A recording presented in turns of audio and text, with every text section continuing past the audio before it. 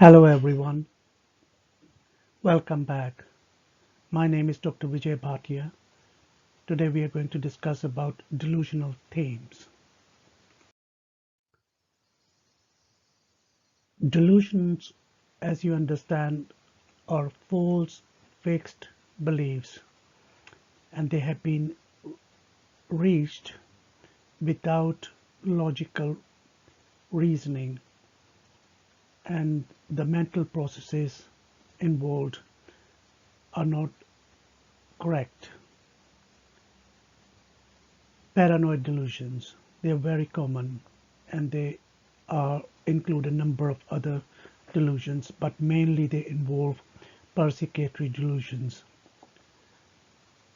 And these delusions are most commonly concerned with persons or organizations that are thought to be trying to inflict harm on the person, on the patient.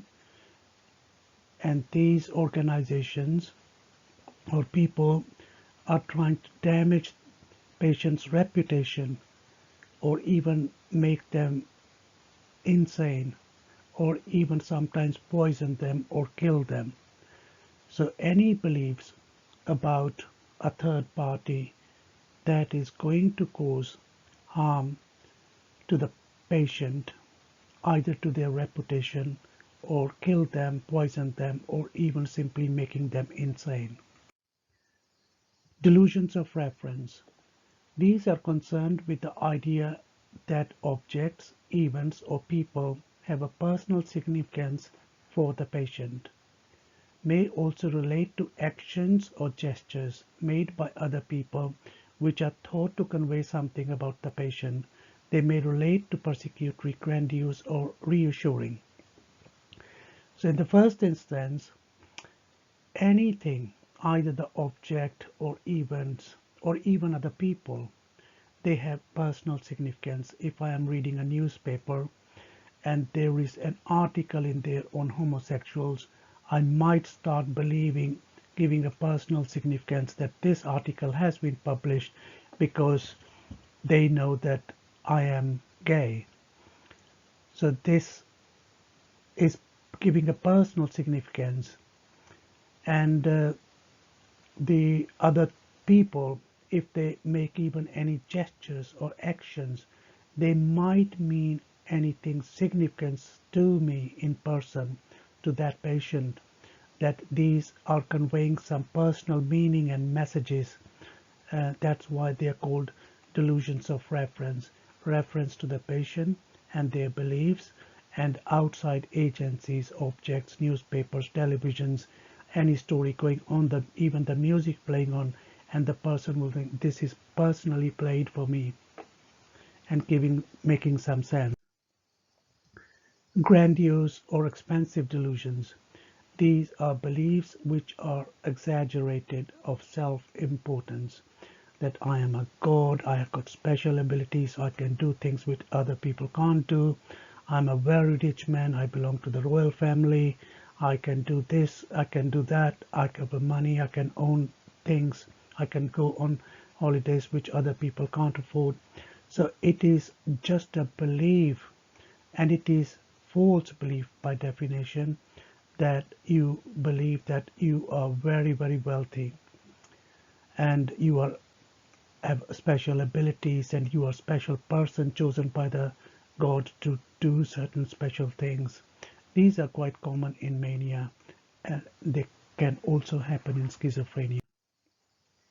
Delusions of guilt and worthlessness. These are most common in people who are depressed, uh, and sometimes called depressive delusions.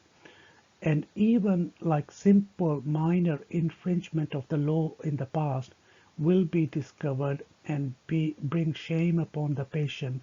So the person might have done something in the past, and now he believes, because he's depressed, that these things are going to come up and he will be put in the prison.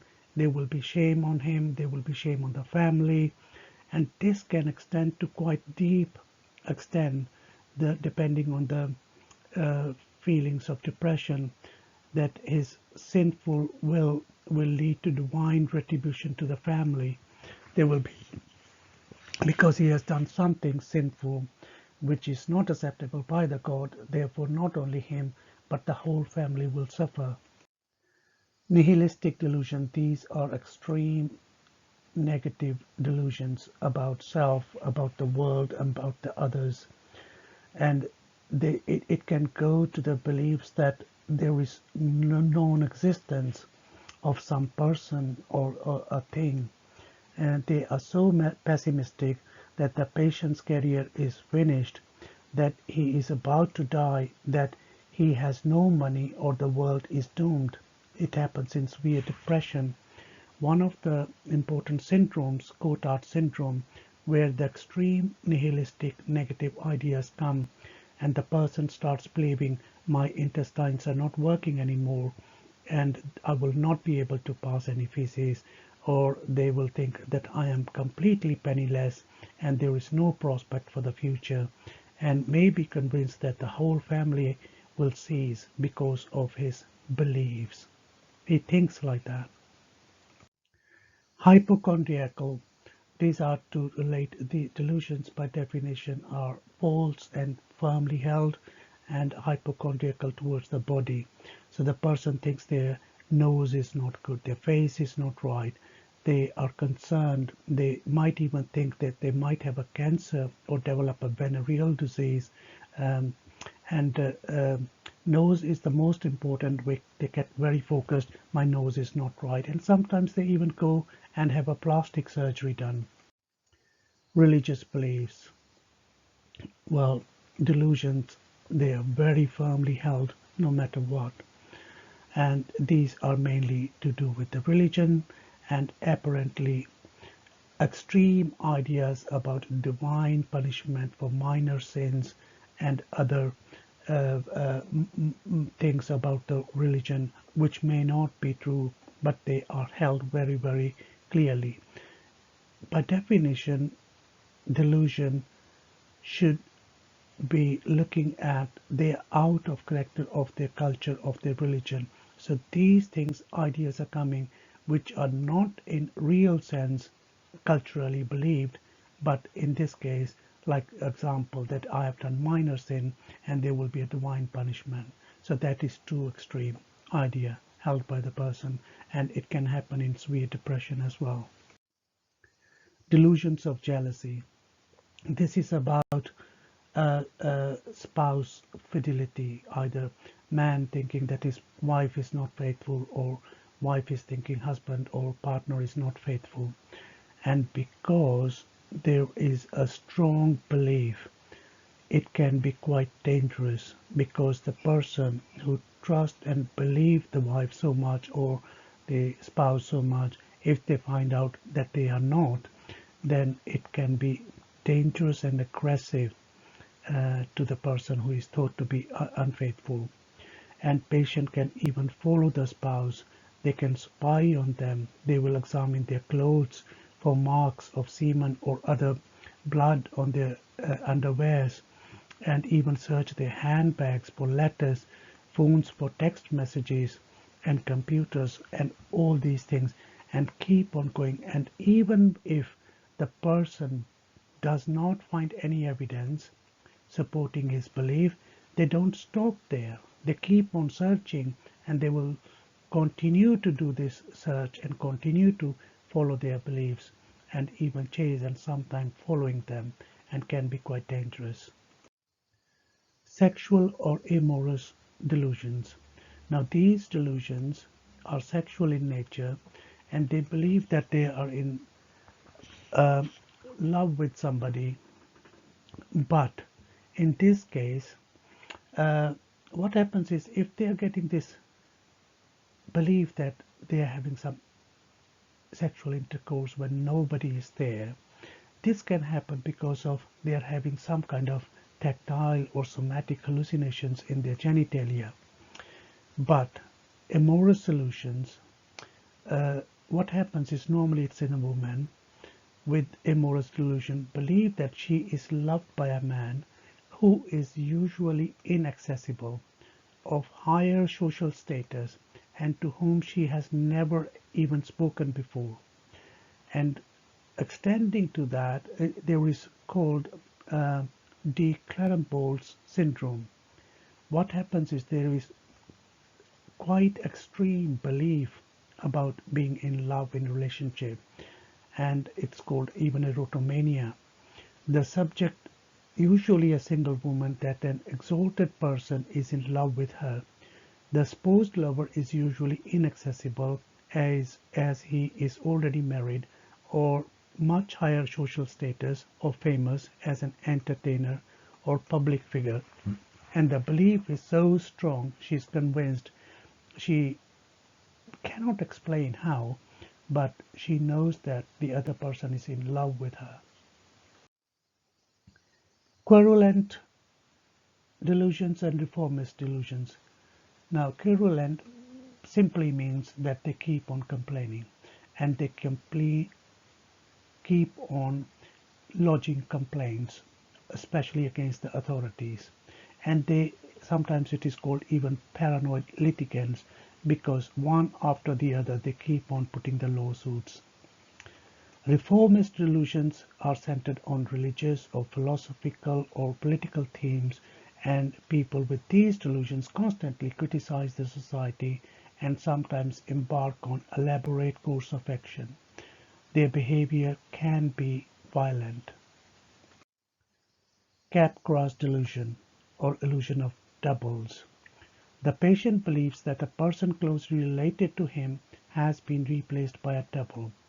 He accepts that the misidentified person has a great resemblance to the familiar person, but still believes that they are different people, and normally happens with very close family member. Trogoli delusion is opposite to the Capgras. In what happens, the patient identifies a familiar person, usually someone whom he believes to be his persecutor, in various other people he encounters. So he identifies one person as a persecutor and he meets other people with different color and shape, and he believes that they all have the same thing. They are after him. He maintains that although there is no physical resemblance between the familiar person and others, nevertheless they are psychologically identical. Induced delusional disorder. This normally happens in a couple who are living in an isolated area and one person has a delusional belief, but the other person in the beginning they try to counteract or give the evidence against the contrary, but over a period of time they started to believe the same thing, which is false, and this is called induced delusional disorder. And what happens in this case is the advice is normally given to separate them, and the person who has developed induced delusional disorder will get better. Migration psychosis. This happens in people who migrate to places and because of their color, because of their appearance, because of their attitudes and behaviors, they attract attention, and in the process they start thinking they are not being liked or people are against him or they can be getting hurt. Prison psychosis, again similar thing, but it all normally happens in prisoners who are kept in isolated solitary confinements for long periods of time. During that period they tend to develop some kind of hallucination, some kind of ideas that they are going to be doomed and killed, and that is the purpose of keeping them in this place. And normally the way to improve their quality of life is to mix with other people who can move around.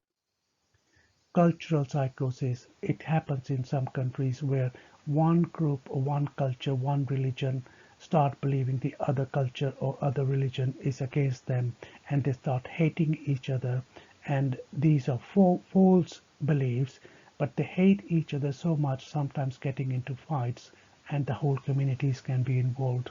It could be religious groups, it could be fundamentalists or other groups, and that can happen like that. Delusions of control.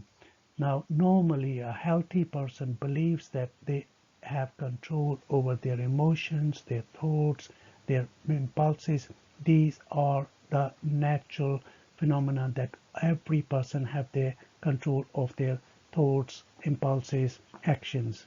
However, if the person starts believing that whatever their actions, thoughts, movements are not under their control, they are in the outside agency, and they believe it very strongly without any evidence to it, or even if they try to give the evidence that is not true evidence, then it becomes delusions of control. Delusions concerning the possession of thoughts, again, this is similar to the other one, but in this one, if the person, as we said earlier, healthy people take it for granted that the thoughts are their own, and they also assume that their thoughts are private experiences that can be known to other people only if spoken aloud or revealed by some facial expression or gestures or some kind of action. Otherwise, they are private, they're individual, these are their own thoughts. But delusions concerning the possession of thoughts, they believe that these thoughts are known to other people by different means, and they are very much convinced by these. Delusions of thought insertion, again, a normal healthy person will think that their thoughts are their own and there is no other influence from outside, although they might have learned things from outside, but whatever they believe is their own. In this case, the thoughts are being inserted by the outside agency. Normally they give that people can put thoughts in my mind through telepathy, radio waves, or other ways, and they're very much convinced with this, and it is very distressing to them. Delusions of thought withdrawal. Again, this is similar thing, that my thoughts are my own, but somehow these thoughts are getting taken away from me. If I am talking and there is a break in the flow of my thought, I believe that somebody has taken the thoughts away, because that's why they are missing from by the outside agency. And again, people give different explanations by radio waves or telepathy, that is been taken away from them and can be distressing. Delusions of thought broadcasting. My thoughts are my own, and unless I tell to anybody else, no one would know. But in delusions of thought broadcasting, the patient starts to believe that other people know his thoughts because they are spoken aloud, and either on the radio or television, and even far away places, people know about what he's thinking and what his thoughts are, and it is again very distressing. Thanks for watching. Please click the like button if you like this video, and subscribe the channel for more videos on mental disorders. Share with others. Thank you for watching. I'll see you again in other videos.